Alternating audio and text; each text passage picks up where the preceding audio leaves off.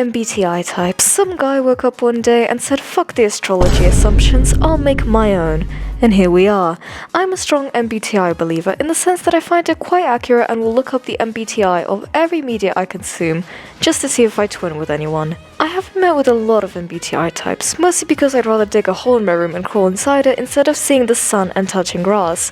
But every MBTI canon I've made about someone has been quite accurate, so I think I have the credentials. Don't expect me to be some psychologist, because I'm not. I'm just a silly guy making silly assumptions. Please don't send me death threats. So let's not make this intro the size of how long it takes to take the MBTI test and head straight to the assumptions.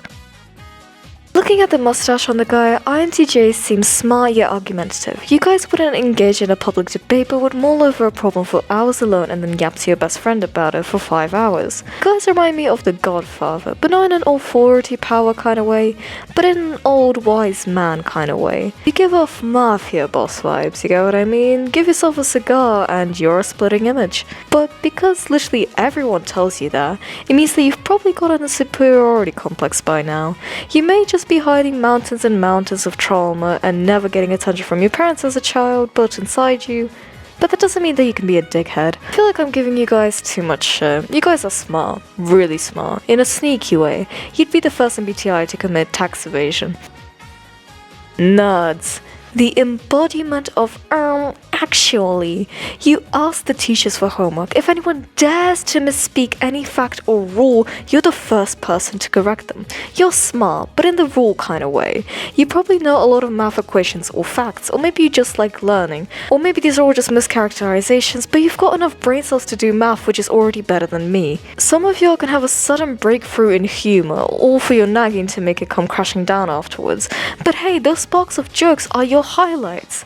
I think ISTJs would make great politicians, the kind that kind of does its own thing without disobeying the law or provoking anyone just because they're bored. They might add in a few yawn-inducing laws here and there, but I don't think it's anything mind-blowing. You guys are silly, extremely silly. You're the life of any and every social gathering, no matter how big or small, and any activity you participate in can suddenly turn into a moment in your life to remember. And I think that's something beautiful. I don't know why, but you guys don't give off a cooking vibe. Like if you were left alone in a kitchen with nothing more but a pan and vegetables, somehow you'd burn a hole through the pan and through the wall. And then the vegetables would somehow still be undercooked. However, you guys are creative. You'd probably arrange the uncooked vegetables in the shape of a cat before devouring it. But you've got the creative spirit, I guess.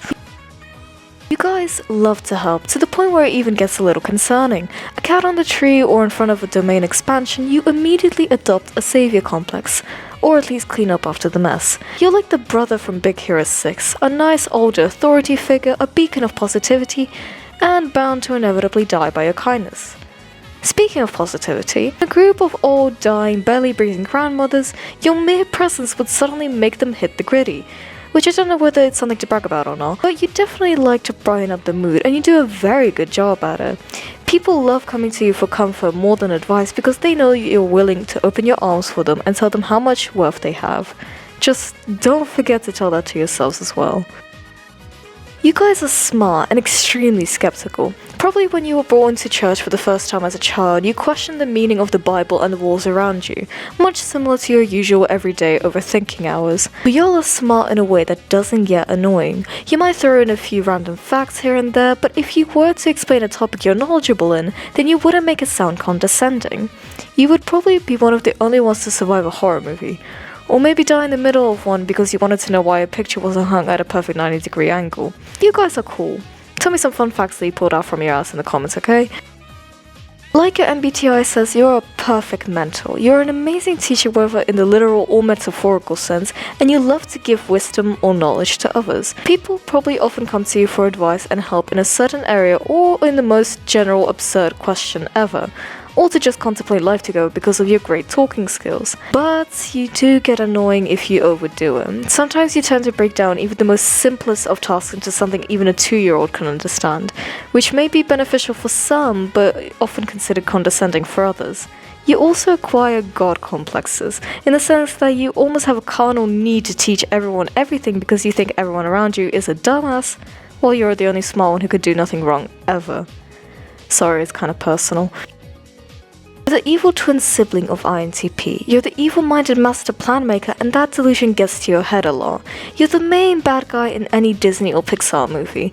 And I don't really mean that as a compliment. If you're given power, then we all as a society are fucked. But if you're given a person to yap to and a bottle of Monster, then we should be good for a few more days. But if we switch from politics and the ruling side for a second, then you guys are genuinely really confident. Whether it's the outfit you wore that day or an answer you know is wrong but wants to gaslight the other party into believing that it's right, you're confident as fuck in proving yourself. For some reason you guys give off a euphoria vibe, and you probably listen to Olivia Rodrigo. Maybe without all the drinking part though. A typical high school jock, you backed all the bitches, partied at all the best parties, and maybe was a slight nepo baby for some rich corporation, and everyone was jealous of you for it. Since you peaked in high school, you're probably now working in an office or as a security guard and are getting accused of sexual harassment if you so dare as to look at a woman. You're the life of the party, and maybe you've peer pressured a few unknowing souls here and there into committing heinous crimes, but hey, that's what we love about you. You're probably also the clown of the class, making both hits and misses, but somehow even getting the teachers to laugh. However, under no pressure or social expectations you've gathered over the years, you're a really nice person. You're calm, respectful, and can hold a meaningful conversation. You guys are cool, but like, don't forget yourselves, you know? You guys remind me of the red or blue guy from Squid Game. You know, happy on the outside, able to go batshit crazy at any given moment, but striving towards your goal, and that's all that matters to you. You'd probably win Squid Game too, but not by ethical means. You'd set up anyone to get the thing you want, but you're forgetting that that might bite you in the ass later. You have a very fuck it, we ball mindset, which maybe more people should have, but while you're reckless, carefree, and experimental, you tend to forget yours or other people's feelings. Which I guess doesn't really matter for you, especially when you're walking towards a goal. But hey, consider getting some therapy soon, okay? How does it feel being excited for the new Tomodachi game while still begging Nintendo for more Animal Crossing content? You guys are extreme empaths, to the point where every tree or leaf in the outside world is your best friend. And in a way, more people should think that way. You've probably slept with stuffed toys as a kid, but in a way where you gave your toys more space on the bed than you did to yourself, because you were scared that they would fall off in the middle of the night and think you abandoned them. You give off very much fairy tale vibes. You probably have many animals and try to feed any pigeon you see out on the streets, and your favorite animal might be a seal. However, you guys are very unrealistic, in both a good and a bad way. You're probably optimists, in a way that you'd spit out the most happy-go-lucky absurd outcome of a situation in full seriousness, but somehow it still get other people's hopes up. Here, a flower for you.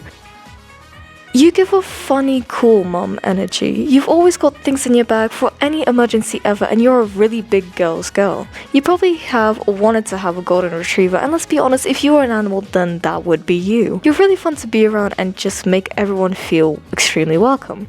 Maybe you've been called naive or immature before, but hey, that's just the wrong grown-ups talking, don't listen to them. But you might not think things through. Sure, you've got a bag the size of Mary Poppins, but you only have it because of the amount of absurd situations you got it into. You live and learn, I guess? You guys seem like a school counselor, but the kind that you're actually willing to share your problems with. You've got a smooth, calm voice, and in a way you'd remind me of Silas from Love and Deep Space. Maybe because of your slightly unsettling manners, but also from your natural charmingness. However, sometimes you may come off as untrue. Maybe you phrased it wrong, or the tone in your voice was a little more forced than usual, but you tend to scare people away just after you lure them in. Maybe I'm giving you guys too much credit. You could all just be Genshin players. Think Lady Dimitrescu, think Bayonetta, think Devil Wears Prada. That's you guys.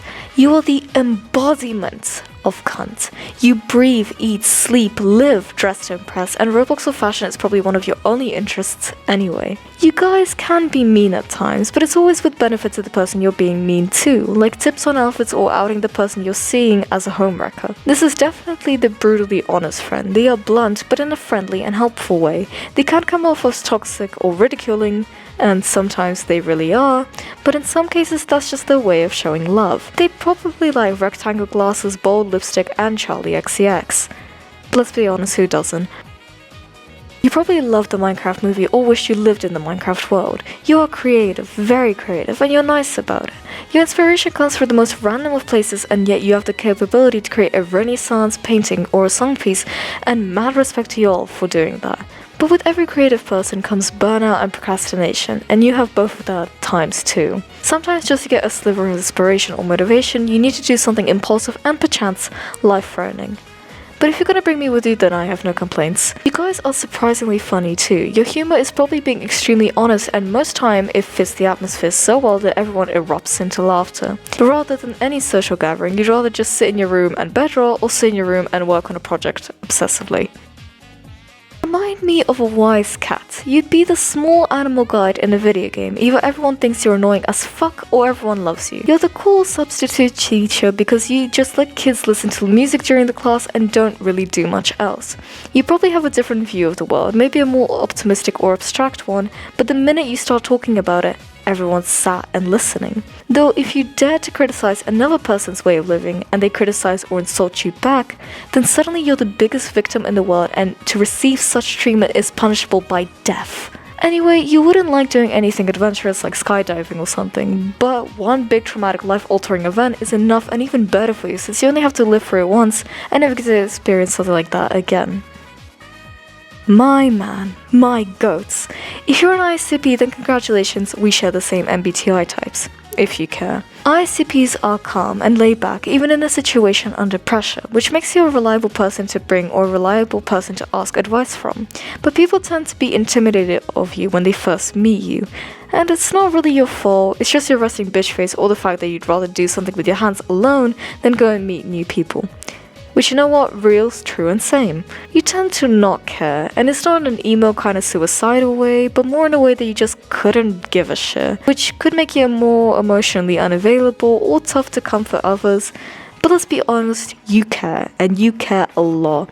You just have a harder time showing it, so you'd rather give gifts or food to the receiving party as a form of affection.